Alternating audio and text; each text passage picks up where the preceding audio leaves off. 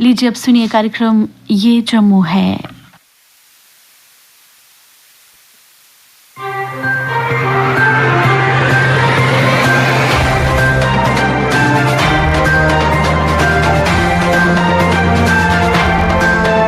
श्रोताओं नमस्कार, कार्यक्रम ये जम्मू है में आप सबका स्वागत है।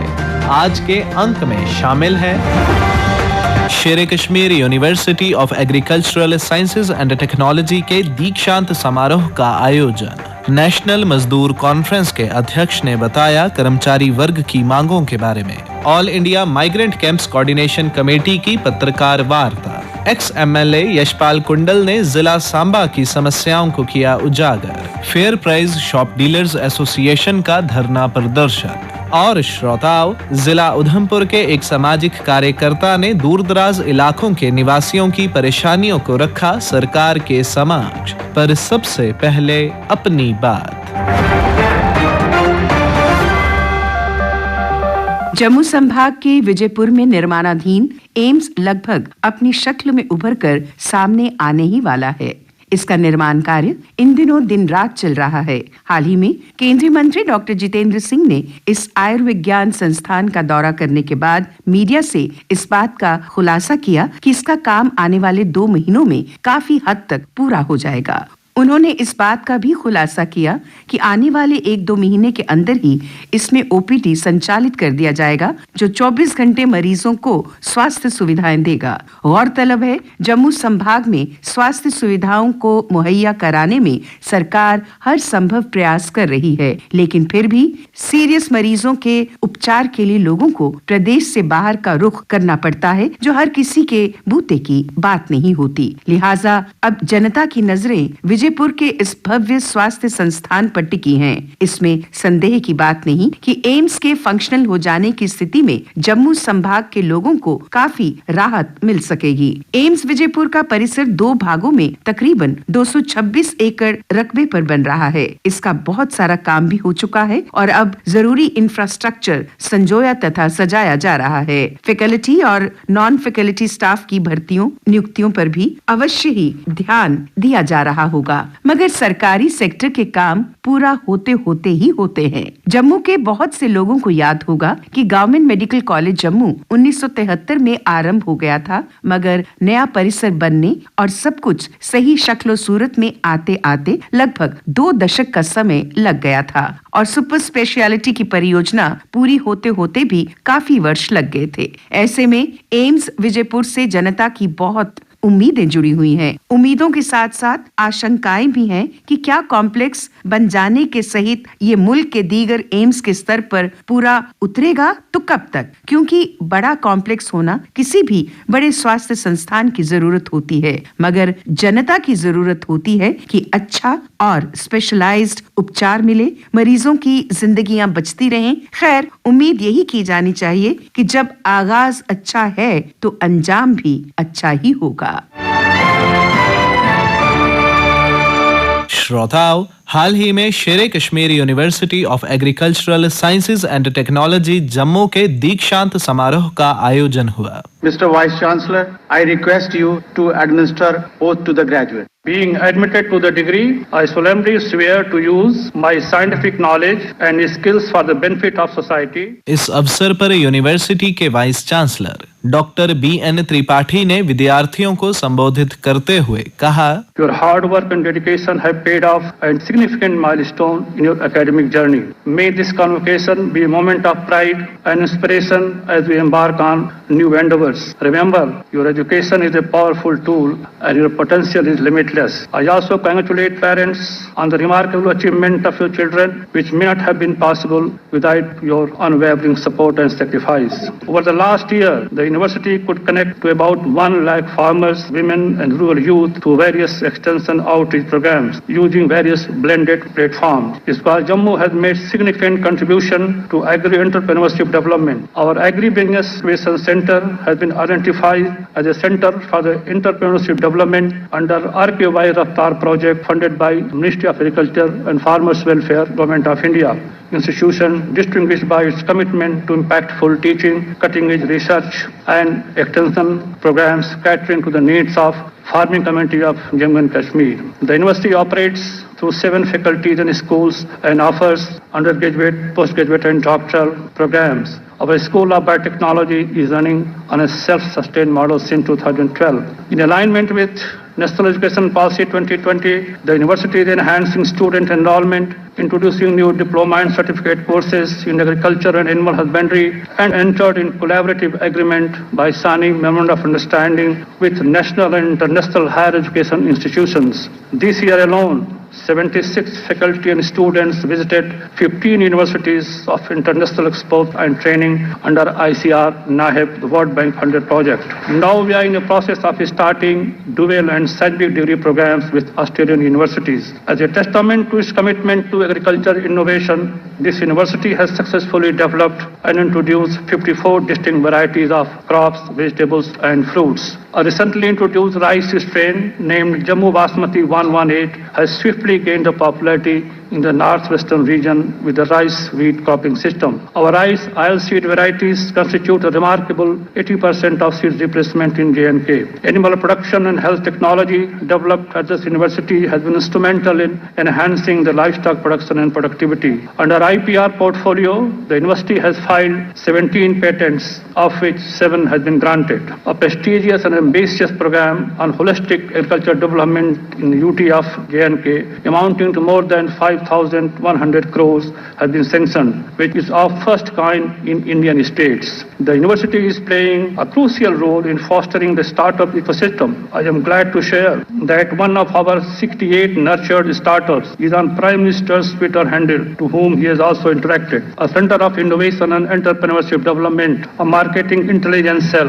and an Agricultural Branding Center for strengthening agricultural marketing in J&K. I am pleased to inform that among 76 agricultural universities in the country, the ISKCOST of Jammu was the first to host the G20 University Connect Lecture Series that attracted more than 1,000 students from this campus and adjoining colleges. Our academic programs are accredited and awarded Grade A by the ICR and Veterinary Council of India. At present, 1,770 students are enrolled of the university with an increase of 24% since the last convocation. To further attract students of agriculture in higher education, our PG and PhD students are being provided with scholarship of rupees 5,000 per month on the HDP program. Remember, you are now the ambassadors of our university and we are confident that make us proud in all your future endeavors. Wishing you continued success and bright future ahead. इस मौके पर university के chancellor, केंद्र शासित प्रदेश जम्मू कश्मीर के उपराज्यपाल मनोज सिन्हा ने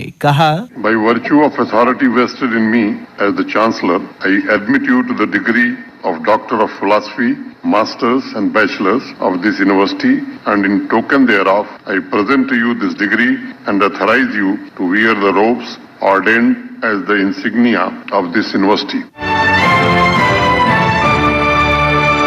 national मजदूर कॉन्फ्रेंस के अध्यक्ष सुभाष शास्त्री ने कर्मचारी वर्ग की मांगों के बारे में बताते हुए कहा, अब जबकि लोकसभा के चुनाव आने में मात्र 3 महीने का समय और शेष बचा है, प्रधानमंत्री महोदय, मैं आपसे प्रार्थना करता हूं कि आचार संहिता लागू होने से पहले केंद्र सरकार के कर्मचारियों तथा पेंशन भोगियों के हक में इस वर्ष जनवरी माह से 5% महंगाई भत्ते की किस्त को जारी कर देना चाहिए, ताकि महंगाई के कारण कर्मचारी वर्ग तथा पेंशन भोगियों को जो आर्थिक कठिनाइयों का सामना करना पड़ रहा है उनसे उनको राहत मिल सके। 7वें वेतन आयोग ने सरकार को ये सुझाव दिया था कि जब भी कर्मचारियों का महंगाई भत्ता 50% से अधिक हो जाए, उसको कर्मचारियों के वेतन तथा पेंशन भोगियों के पेंशन में मिला देना चाहिए।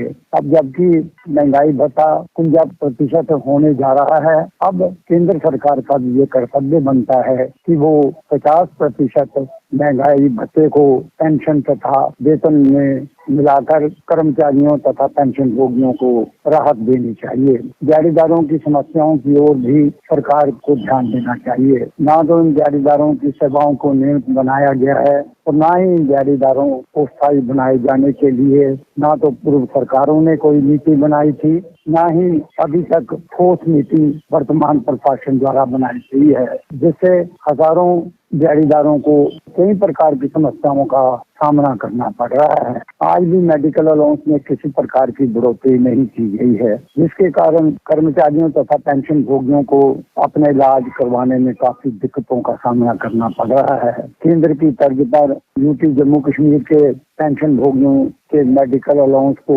बढ़ाकर उसे 1000 रुपया कर देना चाहिए और केंद्र के सभी श्रम कानूनों को भी राज्य में लागू करना चाहिए।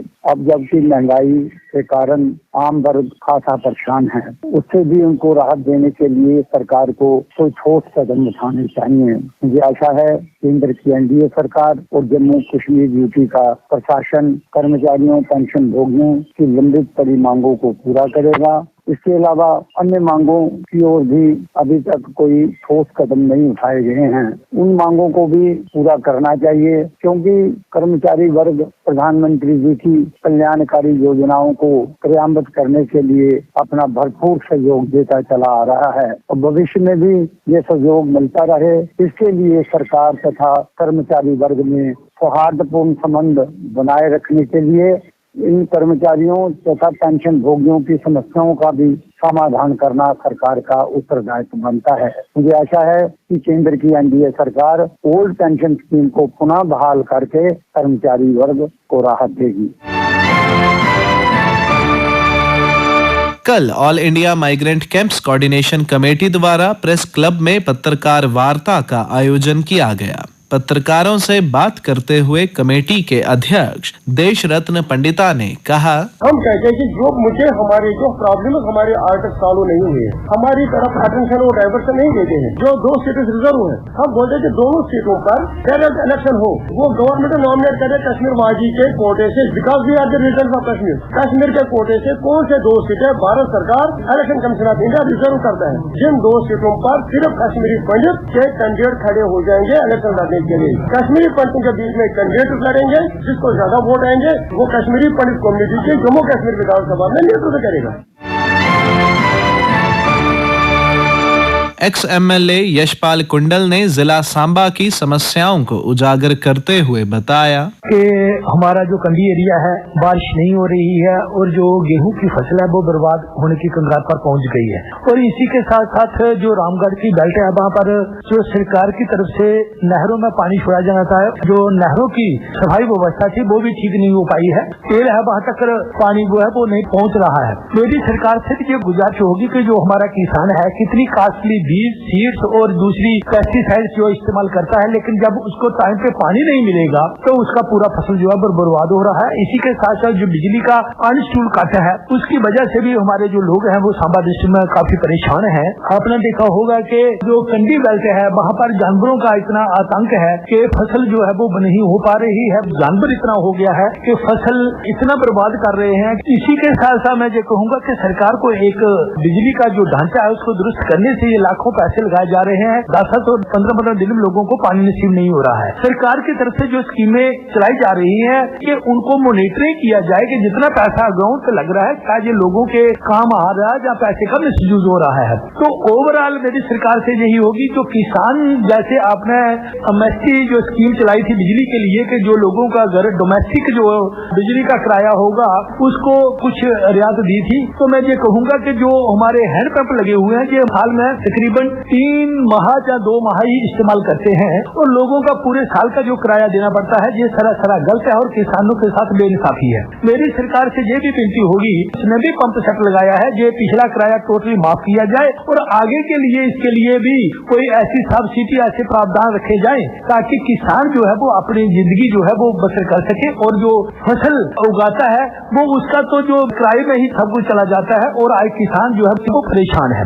देखिए जो रामगढ़ हॉस्पिटल है उसके अंदर को जाने के लिए रास्ता तक नहीं है, सड़क की हालत बहुत खस्ता बनी हुई है और इन दिनों में हमारी पहले भी ये गुजारिश रही है कि रामगढ़ हॉस्पिटल है जब बरसात के दिनों में उसके अंदर पानी इतना इकट्ठा हो जाता है कि कोई देखने वाला नहीं है, कोई सुनने वाला नहीं है। इस हॉस्पिटल के लिए मैं कहता हूँ कम से कम 4-5 करोड़ का सेक्शन किया जाए ताकि उसकी बिल्डिंग जो है नई बिल्डिंग बनाया जाए और इनका इम्प्रूवमेंट किया जाए। और सुनने में ये आया कि बहुत सी मशीनें जो है इलेक्ट्रॉनिक मशीनें जो लोगों के देखने के लिए इस्तेमाल होती है वो भी जहाँ पर पूरी सुविधा नहीं है। तो आए दिनों हम ये देखते हैं कि जब भी कोई एक्सीडेंट होता है, जब कोई ऐसी बीमारी के कारण हॉस्पिटल में जाता है, तो जो डॉक्टर लोग हैं उस सुविधा नहीं होने के कारण उनको जम्मू जीएमसी में रेफर किया जाता है।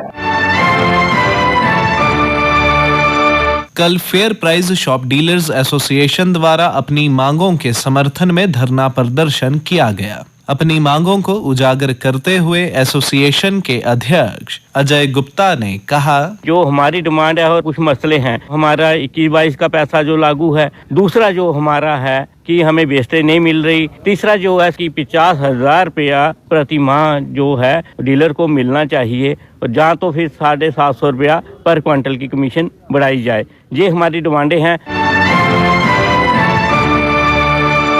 और श्रोताओं, जिला उधमपुर के एक सामाजिक कार्यकर्ता डॉक्टर मुल्खराज भमागी ने दूर दराज इलाकों के निवासियों की परेशानियों को सरकार के समक्ष रखते हुए बताया, ये हमारे तहसील मोंगरी के बीच में एक जगह है लड्डा, और लड्डा के एक हिस्से से तो एक सड़क जो है वो सिंगल रोड जो है वो निकल चुका है, जो रियासी की तरफ जाता है, कंडोली नाला से लेकर के कोठड़ी से होता हुआ बाया टोट और ग्राम मोड़ और रियासी पहुंचता है। पर एक हिस्सा उधर से दूसरी साइड से जंगल गली तक जो है वो भी रोड है, जंगल गली वाला रोड जो है वो भी एक्सटेंड हो रहा है। लेकिन अभी तक ये 15-20 किलोमीटर का एरिया जो है, जिसमें करखानकोट, तरलोड़ी बोलते हैं, चनौड है, आजी परौनी वगैरह वगैरह, जितना भी ये एरिया है, इस एरिया के लोग जो हैं आजादी के बाद आज तक पैदल चलने के बगैर गाड़ी तक नहीं पहुंच सकते, पैदल चल करके ही जाना पड़ता, कोई भी सोर्स वहां पर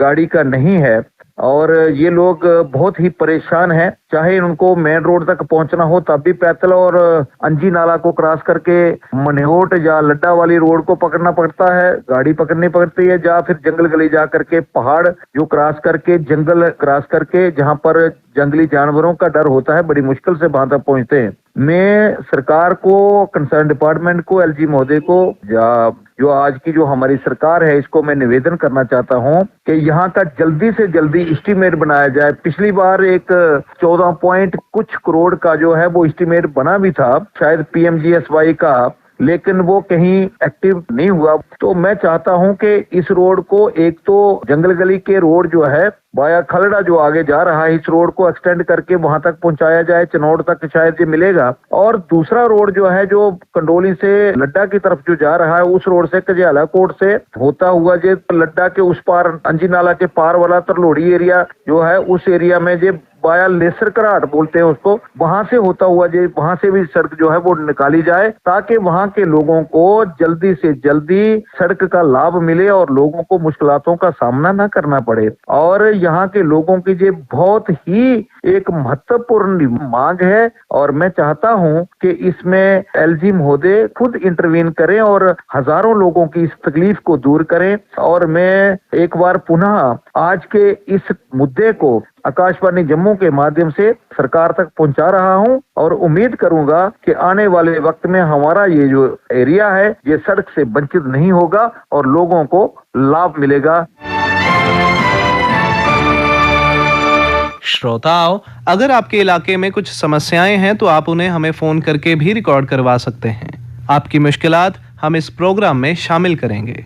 रिकॉर्डिंग का समय रहेगा हर वीरवार दोपहर 3 से 3:30 बजे तक। हमारे फोन नंबर्स हैं 0191 256 3476, 256 3473 और 256 3459। आपकी फोन कॉल्स का हमें इंतजार रहेगा। इसी के साथ ही कार्यक्रम ये जम्मू है का आज का अंक समाप्त होता है। वाचक ऋषिव प्रभाकर, स्थल रिकॉर्डिंग सुनील कुमार रैना और रमेश कुमार शर्मा, प्रस्तुतकर्ता बच्चन भगत।